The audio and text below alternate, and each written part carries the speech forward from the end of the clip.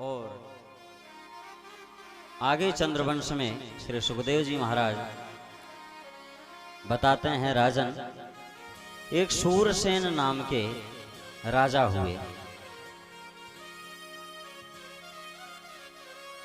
उन्होंने अपनी पुत्री देवकी का विवाह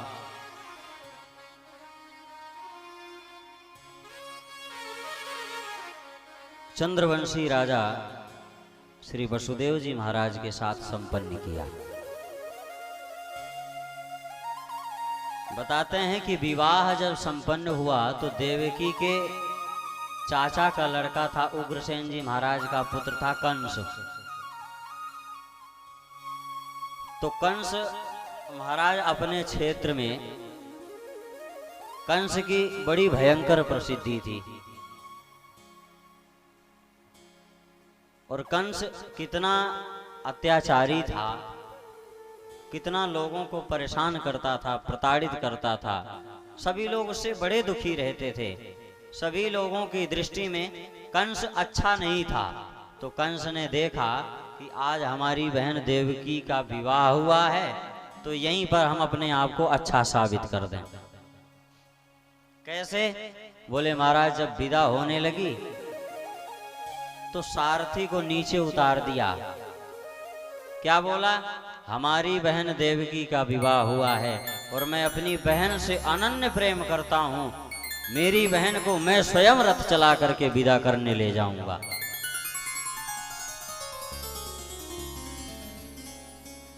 अब महाराज वह कंस वसुदेव और देवकी के रथ को लेकर के आगे बढ़ा। अब देवकी को विदा करने के लिए चल पड़ा। कुछ दूर जाकर के जब भगवान की माया ने, भगवान ने देखा कि अब कृष्णावतार लेना है, कृष्णावतार में जाना है और बहुत सी लीलाएं करनी है, और यदि यह कंस सभी की दृष्टि में इतना अच्छा बन गया तो हमारे कृष्णावतार की लीला का जो कारण है वो कारण ही समाप्त हो जाएगा। तो भगवान की इच्छा शक्ति से एक आकाशवाणी हुई। कंस अपनी बहन देवकी का रथ लेकर के चलता चला जा रहा है। आकाशवाणी हुई। क्या? अरे मूर्ख कंस,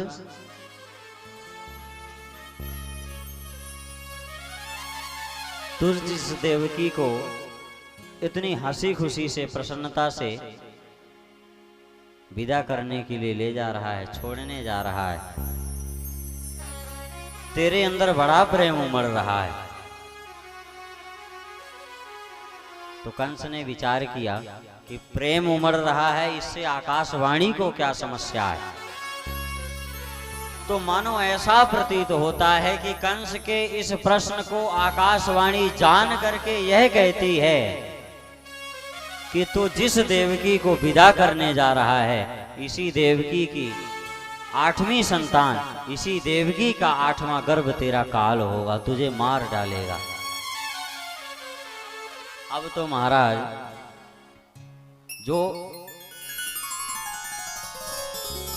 झूठ के सहारे ना आप सत्य बोल करके अपना जीवन बिता सकते हैं, सत्य बोल करके आप अपना जीवन बिता सकते हैं। सत्य बोलने में आपको कोई मेहनत भी नहीं लगनी है, लेकिन झूठ बोलने में महाराज बड़ी मेहनत लगती है।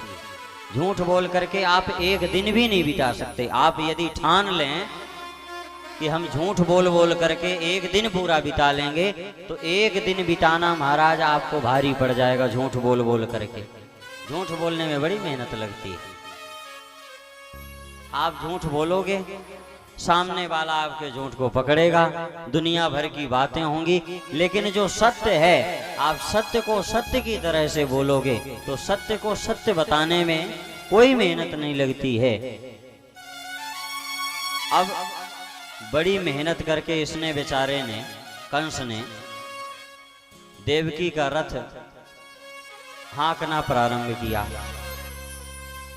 प्रजा को प्रेम दिखाया और जैसे ही आकाशवाणी को इसने सुना, क्या कि इसी देवकी का 8वां गर्भ तेरा काल होगा, तुझे मार डालेगा। सोइए रथ से नीचे माता देवकी के केसों को पकड़ करके खींच लिया और अपनी तलवार को म्यान से निकाल करके कहता है, अच्छा आकाशवाणी ने यह कहा है ना कि इस देवकी का 8वां गर्भ मेरा काल होगा, तो मैं इस देवकी को ही समाप्त किए देता हूं। अब देखो महाराज कितनी देर उसका प्रेम दिखाई पड़ा।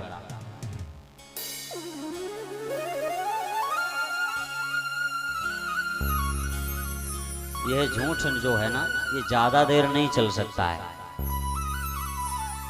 यहीं से हमें यह भी समझना चाहिए कि झूठ का कम नहीं बल्कि लेना ही नहीं चाहिए। झूठ का आश्रय हमें नहीं लेना चाहिए, हमें हमेशा सत्य के मार्ग पर चलना चाहिए। आज यह कंस बनावटी प्रेम दिखा करके और झूठ मूठ का प्रेम दिखा करके देवकी को विदा करने के लिए जा रहा है, और जैसे ही आकाशवाणी को सुना सोई अपने असली रूप में आ गया।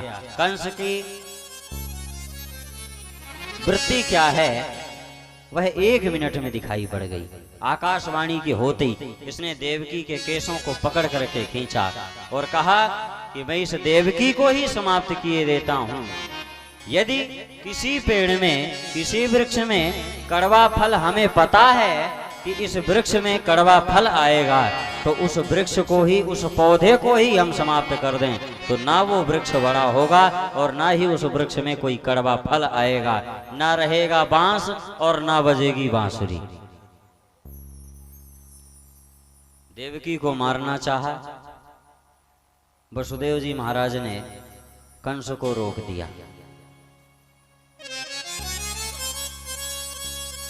राजकुमार,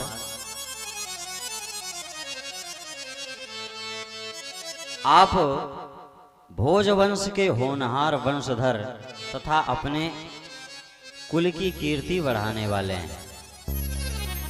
आपके नाम से देखो, वसुदेव जी महाराज भी यहाँ पर उसकी प्रशंसा किए जा रहे हैं।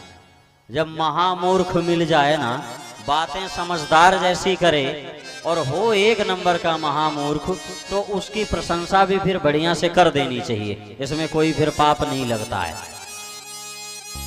वसुदेव जी महाराज उसकी प्रशंसा करते हैं। आप भोजवंश के होनहार वंशधर राजकुमार हैं, आपके नाम से ही महाराज आपका वंश जाना जाता है। बताओ, आप यदि इतने छोटे से कार्य को करोगे तो आपका कितना अपयश फैलेगा, कितनी अपकीर्ति फैलेगी। देखो आकाशवाणी ने क्या कहा है, इस देवकी का 8वां गर्भ तुम्हारा काल होगा ना, तो मैं वसुदेव यह प्रतिज्ञा करता हूं कि इस देवकी का पहला नहीं, दूसरा नहीं, तीसरा नहीं, पहले से लेकर के 8वें नंबर तक जितनी भी संतानें होंगी सब को मैं ला करके तुम्हें सौंप दिया करूंगा, और तुम्हें मेरी बात पे विश्वास करना होगा। अब वसुदेव जी महाराज की बातों पर कंस ने जैसे तैसे महाराज विश्वास किया, वसुदेव और देवकी को छोड़ दिया।